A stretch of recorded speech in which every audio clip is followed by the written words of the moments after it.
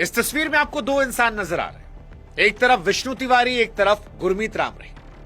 विष्णु तिवारी वो इंसान जिसे गलत केस में रेप के आरोप में जेल भेजा गया और 20 साल बाद बेगुनाह कहकर उसे छोड़ा गया। जब वो लौटा तो उसके मां बाप मर चुके थे, जमीन बिक चुकी थी, जवानी सलाखों के पीछे खत्म हो गई थी और बाद में कोर्ट ने कहा कि ये बेकसूर था। 20 साल बाद।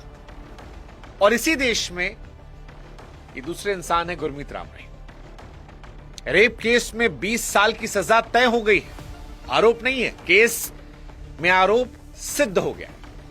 पत्रकार की हत्या के मामले में उम्र कैद की सजा हुई, लेकिन साल 2017 से अब तक 16वीं बार पैरोल पर है। कभी 21 दिन की पैरोल, कभी 30 दिन की पैरोल, कभी 40 दिन की पैरोल, कभी 50 दिन की पैरोल। कभी चुनाव आते हैं तो इसलिए पैरोल, कभी सत्संग होता है इसलिए पैरोल, कभी खेती के नाम पे पैरोल।